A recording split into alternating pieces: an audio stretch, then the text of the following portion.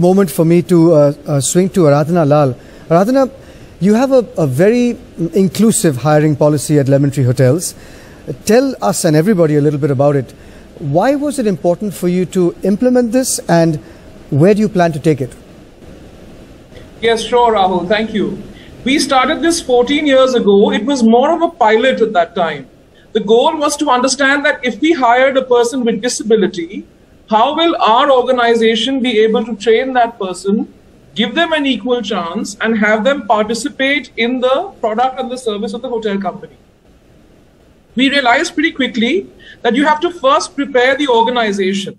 So while it makes a lot of business sense to bring in people with different needs and different abilities, the organization must be ready first.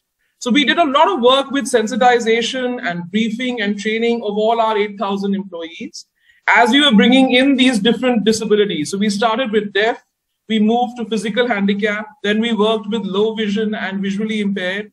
About 7 years ago, we started work with intellectual disability. Now in India, disability itself is a big social taboo.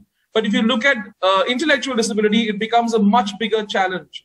And we had to work really around it from a community perspective and a social perspective to bring in people with Down syndrome, slow learners, people with mild MR, autism, and so on. We also started work with acid survivors. This is another kind of disability that is growing in India, and it's really one of the most difficult ones, actually. I want to also make a statement that other than disability, we also bring in people from economically and socially marginalized backgrounds. This includes orphans, abandoned girls, widows, divorcees, battered women, and we've started work very recently with trans people. And in fact, we want to grow that segment, so we're focused on that for the future. What works well for us and why we do this? You asked, why do we go for this? You know, there is 2-3 things that happen. Look at it from an HR or an employee perspective. There is a sense of energy. There is a sense of positivity that gets created in the organization. It's like a culture building activity. And people feel that they belong to this organization, whether it is the people with disability or the people without, it doesn't matter. They both feel very proud and very satisfied to be part of an organization that is so inclusive. Because not only do we train and bring in people with disability, we also learn things from them. You know, because they negotiate their whole life with that particular special need, their other abilities are stronger. So we really do try to focus on the ability and not the disability. We match the job. There's a huge process of job mapping that takes place. So whether you look at the front office role, you look at the role of the person in the coffee shop, you look at a housekeeping role, we will look at it task by task and understand that would a deaf person be able to perform all these 20, 30 tasks? I just wanted to ask you something on that. I think it's just wonderful what you're doing. And, you know, 14 years ago you started.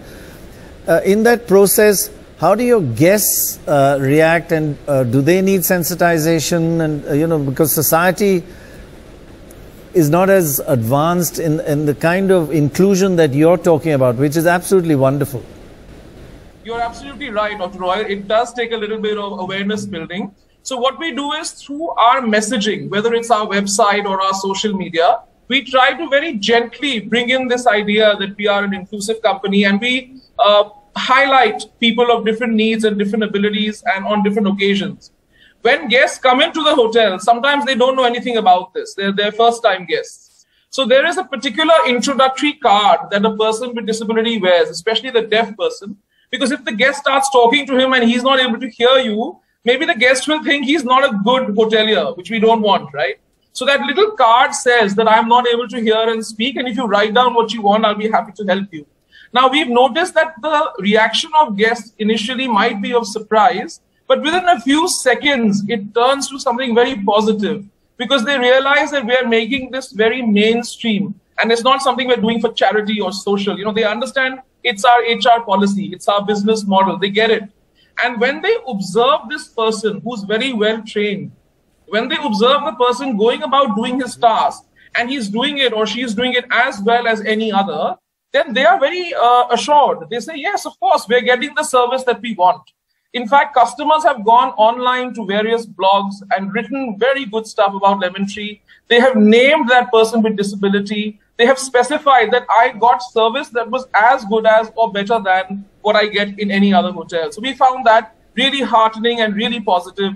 And that's why we focus a lot on sensitizing our own employees and on training the employees with disability. One more thing happens. When a guest comes who is a person with special needs, he likes to stay at Lemon Tree Hotels.